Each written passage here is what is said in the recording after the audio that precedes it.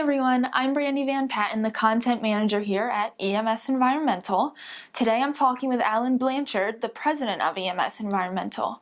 We're going to discuss the support that EMS can provide to attorneys when it comes to environmental issues. So Alan, can you talk about what sort of services we provide?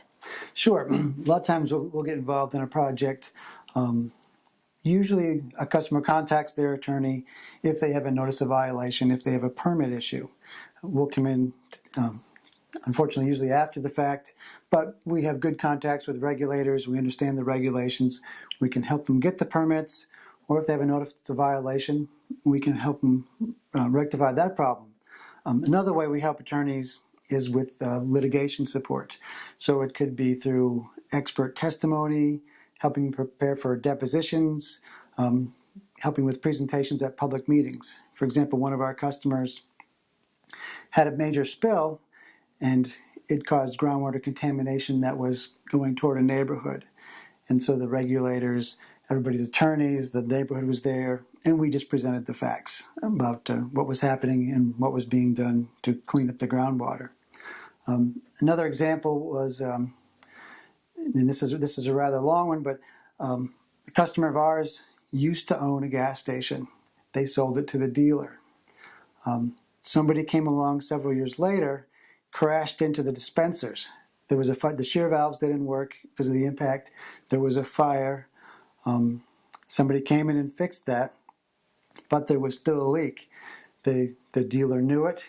He continued, but he didn't want to stop pumping gas that weekend. There was another gas station down the road. They had a couple of documented leaks. And there was also a quarter mile down the road further was a hotel. The well of that hotel became impacted, and they claimed that they didn't have, because of the decrease in rooms rentals because of the impacted well, that they couldn't make the repairs necessary to keep up with their franchise agreement. They lost the franchise, and then they couldn't charge as much as the well because it wasn't for the rooms because it wasn't a major chain anymore, and everybody got sued, including the owners of both gas stations, the previous owner who we were working for, the environmental consultant, and even the company that fixed the UST system after the crash, and then the guy who did the crashing. So everybody got sued. Everybody had lawyers. Our job was to go in and basically we went in and we did a Freedom of Information Act. So we went into the regulator files. Even though some of this was captured in discovery,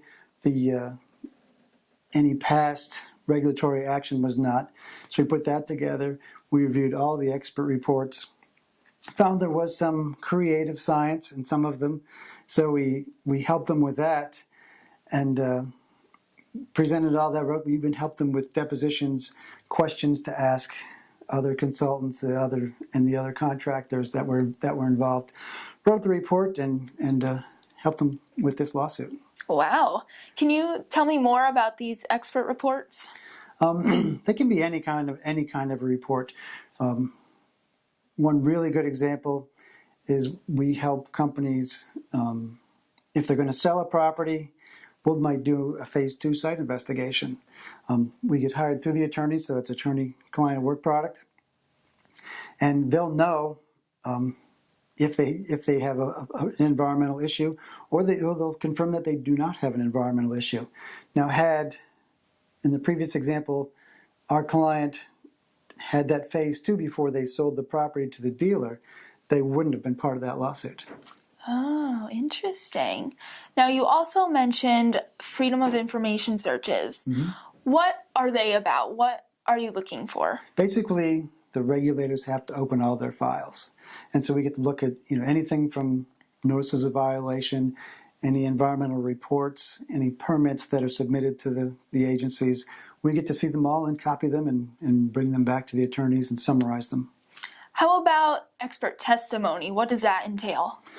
Usually it's just the facts. It could be our interpretation of the results if we have sample results and water table elevations, and we've made flow maps and plume maps. We'll give them just the facts of what the results say. Now you mentioned the Phase 2 ESA. If the owner had gotten that back then, none of those legal issues would have happened. Can we revisit that? Can you explain Sure. that a bit more? If they do a phase 2 prior to the sale of the property, they have a baseline set of data that shows something is not contaminated. Later on, if somebody has a spill and they do more testing, that's going to be different than what we did originally. All right, so can you just give me a quick review of the expert reports, the Freedom of Information searches, and expert testimonies? Sure. We'll help their clients with permitting, notices of violation, the expert testimony, the phase 2 site assessments, and we'll do also indoor air quality testing if they have issues related to that. Then the expert reports, testimony in public meetings, and even testimony in court if necessary. All right, well, if you believe that you may need any sort of litigation support from EMS, please feel free to give us a call so you can speak to one of our professionals today. Thank you for watching.